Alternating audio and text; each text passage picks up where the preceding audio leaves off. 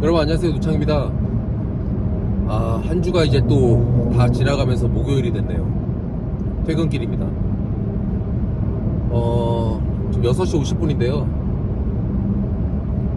오늘 동쪽에서 일이 끝나가지고 그냥 집에 갈 수도 있겠지만, 요즘 회사에서 일이 그래도 잘 되고 있는 편인데 제 고민도 여러 가지가 있어가지고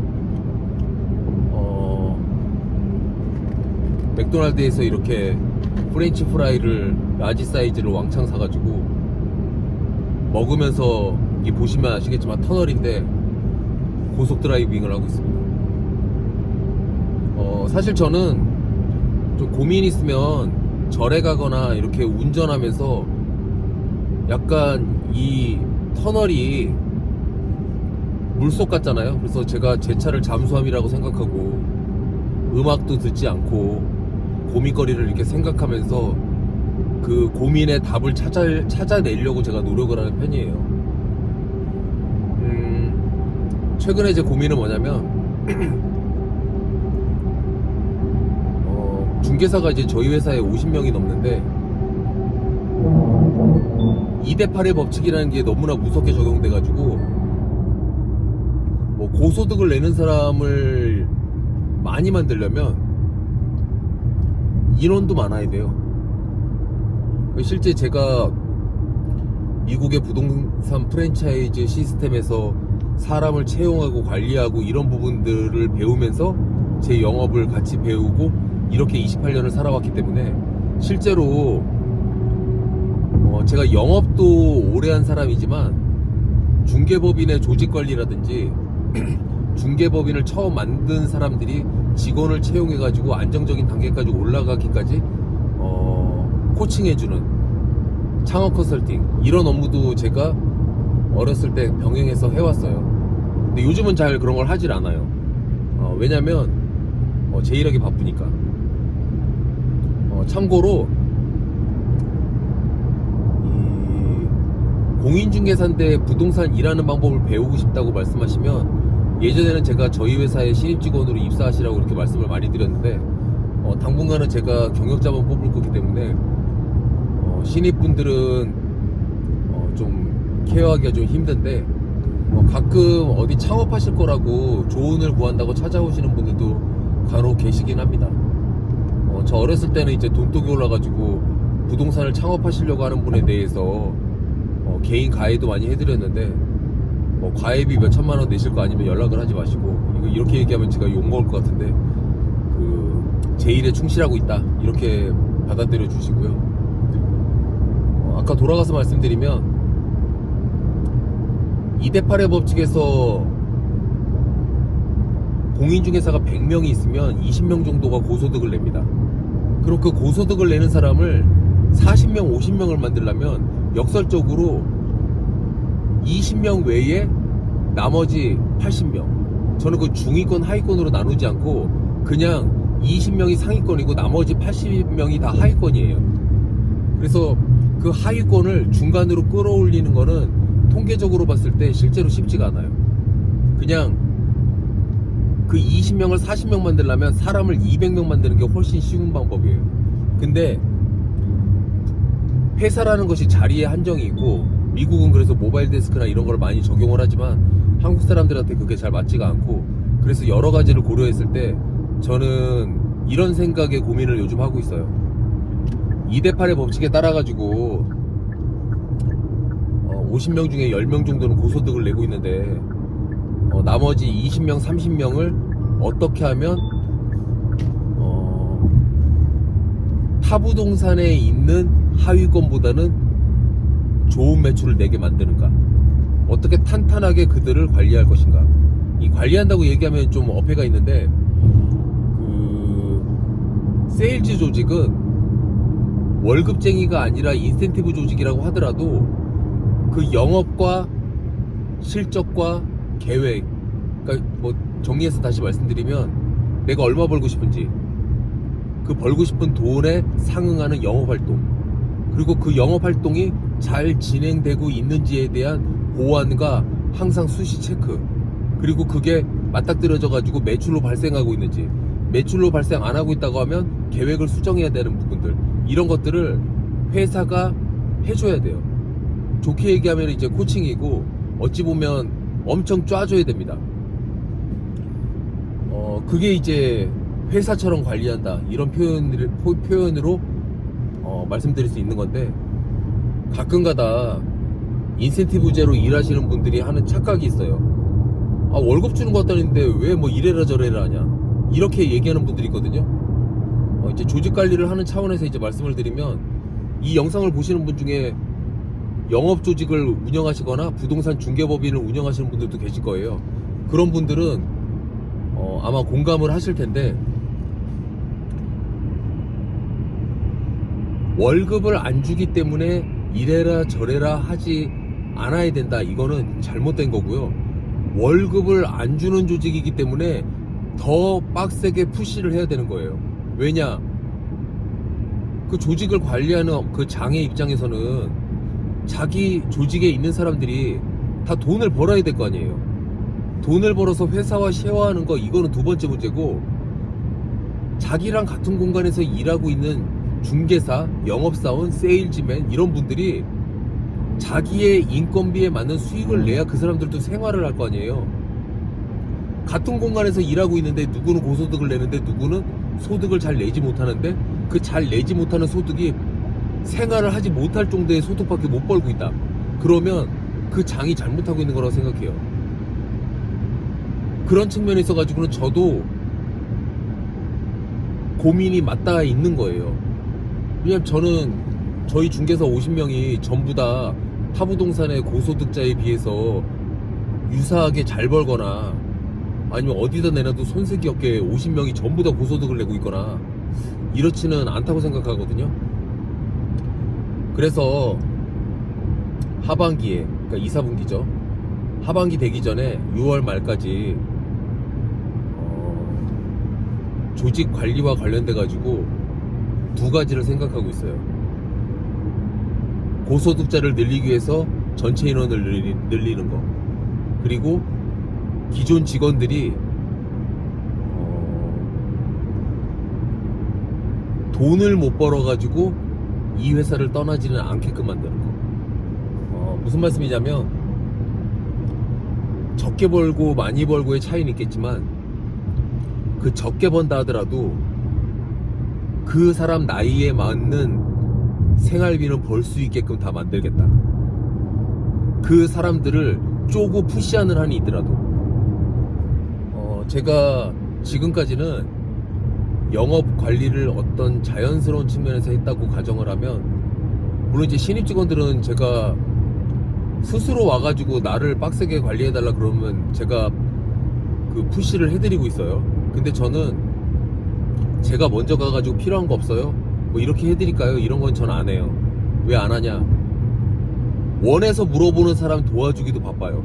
근데 원하지도 않는 사람을 제가 왜 도와주겠어요? 제가 철저하게 첫 직장에 회장님께 배운 건 뭐냐? 배고프지 않으면 먹을 걸 주지 마라. 물어보지 않으면 대답해 주지 마라. 알아서 가서 떠먹여 주지 말라는 거예요. 왜냐? 열심히 하려고 몸이 달아있는 사람 도와주기에도 바빠요. 근데 뭘 굶든 말든 열심히 안 하는 사람을 제가 왜 도와주겠어요? 그래서 실제로 이 영업세계는 냉정한 거기 때문에, 스스로가 뭔가 길을 찾으려고 하고 있는 사람이다 그러면 저는 당연히 제가 등불이 돼야 된다고 생각을 하고, 그런 사람들을 찾는 과정이 저에게는 또 다른 영업의 하나의 한 가지 축을 이룬다, 이렇게 말씀드릴 수 있겠습니다. 그래서 하반기에 전체 인원을 늘리는 거, 그리고 하위권의 사람들도 타부동산에 비해서는 안정적인 수익을 낼 수 있도록 영업 관리를 하는 것, 그 두 가지를 제가 지금 생각하고 있고요. 뭐 28년 동안 그거는 전회사 전전회사에서 계속 해왔던 거기 때문에 시스템적으로 제가 준비할 것들을 준비해가지고 이제 5월달부터는 맹렬히 밀어붙이는 영어 코칭을 할 생각입니다. 뭐 코칭이라기보다 영어 푸시죠. 또 특히 저희 직원 80% 이상은 경력이 많은 사람들 위주로 이루어져 있고, 신입분들은 사무실 임대차를 가리켰기 때문에 제가 영상에서 여러 번 올렸지만 사무실 임대차 업을 오래 하셨던 경력자로서 내가 메이트 플러스에서 대형 건물 임차 대행이나 임대 대행을 한번 해보겠다. 나만의 팀을 한번 운영해보겠다. 팀을 데리고 입사해도 좋고 입사를 하셔가지고 제가 만들어드리는 팀을 운영하셔도 좋습니다. 또 폭넓게 생각을 한다면 대구 부산에서 저희와 함께 하겠다고 하신 분들이 계시면 저희 브랜드를 같이 쓰면서 하는 부분도 생각해 볼 수 있을 것 같고요. 프랜차이즈랑은 좀 다른 개념이에요. 그리고 또 하나는 요즘 폐업하는 공인중개사나 중개법인들이 많습니다. 그래서 그분들이 하고 있는 일의 스타일이라든지 일의 방법이 잘못됐다고 표현하면 기분 나쁘실 텐데 돈을 못 버는 구조로 일하시는 중개법인들도 있어요. 그래서 내가 한번 저와 한번 협의를 해서 본인의 부동산 회사는 접지만 좀 더 큰 틀에서 협업과 시너지를 한번 메이트 플러스에서 내보겠다, 이런 분이 계시면 저한테 기꺼이 연락을 주십시오. 그럼 저는 좋은 방법을 만들어 볼 수 있는 그런 생각을 할 거고요. 제가 왜 방금 전에 그런 말씀을 드렸냐면 1명, 2명씩 인재를 채용하는 방법도 있지만 10명, 20명씩 채용하는 방법도 있다고 생각합니다. 미국이나 선진국에서는 영업조직에서 그런 일이 많이 있고, 한국도 본부 단위, 팀 단위로 영업조직이 이직하는 거는 보험회사라든지 이런 곳에서는 많이 있는 일이거든요. 한국인의 특성상 그래도 어떻게 내가 지금 다니고 있는 회사에서 이렇게 옮길까, 이렇게 생각하실 분들도 계시는데, 이거 냉정하게 얘기하면 자기가 자기 사업을 하는 건데 누구 눈치 보면 안 된다고 생각합니다. 이거 좀 웃긴 얘기인데, 저희 회사에서 잘하고 있는 분들도 저한테 가끔가다 얘기를 하세요. 어디서 입사 제안을 받았다, 저한테 그렇게 얘기하는 분들이 있거든요. 그럼 제가 할 대답은 딱 하나예요. 잘 됐네, 가라. 그런 말을 꺼내면 안 되는 건데, 잘하는 사람이라고 소문난 사람들은 스카웃의 지속적인 대상이 된다. 그리고 제가 배운 미국의 영업조직의 시스템은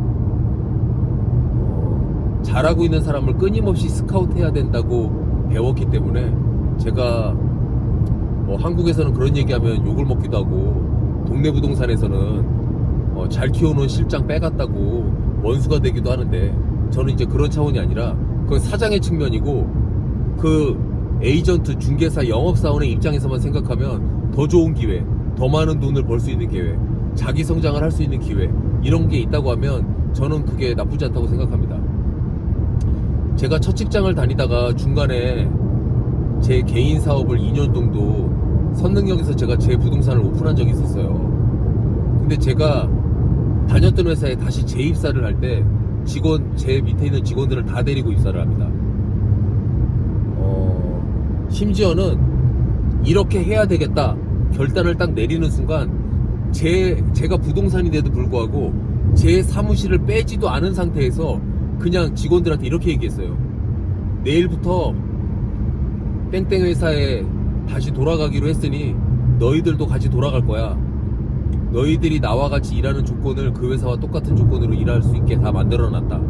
내일부터 이 사무실로 오지 말고 거기로 출근해라. 그러니까 직원들이 왜 그래야 되냐 막 이렇게 얘기를 했어요. 그래서 그게 너희들을 위해서 위한 일이고, 너희들이 5명 있는 회사에서 일하는 게 아니라 50명, 100명 있는 회사에서 일함으로 인해 가지고 얻을 수 있는 자기 성장과 협업의 가치는 더 크다, 그렇게 얘기하고, 내일부터 이 사무실로 오지 말라 이렇게 얘기하고 저는 사무실을 닫았어요. 부동산을 빼는 관점에서 생각하면, 가게를 접었으면, 그러니까 사무실을 접었으면 제 사무실을 빼야 되잖아요. 근데 저는 빼지도 않은 상태에서 바로 그 다음날부터 그 회사로 직원들을 다 데리고 입사했기 때문에, 실제로는 한 2달 후에 제 보증금에서 월세 까먹고 있다가 그 사무실을 뺐고 새로 들어오신 분들한테 제 집기까지 다 줬습니다. 그 손해 아니냐, 왜 그렇게 했냐, 너무 즉흥적인 거 아니냐, 이렇게 생각하시는 분도 계실 수 있는데, 제가 그 사무실에 보증금을 다 날린 건 아니지만 상당한 그 보증금을 날렸거든요. 왜냐면 저는 그 사무실을 빼지 않은 상태로 회사를 이직했기 때문에. 근데 전 이렇게 생각했어요. 내가 벌려고 하는 돈은 그 보증금에 비할 바가 아니다. 그리고 실제로 제가 이직해서 새로 재입사한 그 회사에서 뭐 더 큰 기회를 봤다고 저는 생각하기 때문에 저는 그 보증금 뭐 반 정도 날린 거 하나도 아깝지가 않아요. 이건 무슨 얘기냐? 이 영상을 보시는 분 중에 내가 지금 내 사무실을 운영하고 있는데 저의 과거처럼 뭐 직원이 5명 있을 수도 있고 10명 있을 수도 있는데 나는 한다고 하는데 나도 잘 안 벌리고 우리 부하 직원들도 돈을 잘 안 벌려. 그 니네 회사는 지금 되게 성장하고 있고 열심히 하고 있다고 하는데 어떤 방법으로 하고 있는 거야? 그 궁금하셔가지고 저한테 물어보러 오셔도 좋고, 그참에 내가 너네 회사와 함께 할 수 없겠니? 이런 제안을 저한테 해주시면 이런 방법으로 같이 하시면 어떻겠습니까? 저는 그런 제안도 드릴 거예요. 그래서 이 인생은 짧습니다. 저는 즐겁고 멋있게 살아야 된다고 생각을 하고, 우리가 속칭 그런 얘기 하잖아요. 나는 인생을 사는데 빤스 내렸다. 그 속칭 그 표현을 하면 되게 저질적인 그런 표현 같은데, 그 무슨 뜻이냐? 배수진을 쳤다는 거예요. 돌아갈 길이 없게 만들었다. 나 여기서 쇼부를 봐야 된다. 이런 생각을 하신 분들은 경력자도 좋고, 신입은 제가 가급적이면 안 받으려고 하겠지만 신입들 중에서도 미친 신입들이 있어요. 그 눈빛에서 보여요. 얘 사고 치겠구나. 신입이긴 하지만 내가 얘한테 몇 달 동안 에너지를 투입했을 때 그 에너지 값을 하겠구나. 그런 분이 스스로 본인이 그런 사람이라고 생각하시면 저한테 연락을 주셔도 좋습니다. 자, 그러면 이 드라이브 하고 있는 와중에 깜깜해졌는데 저는 나머지 생각을 더 해보면서 드라이브 하고 귀가할 수 있도록 하겠습니다.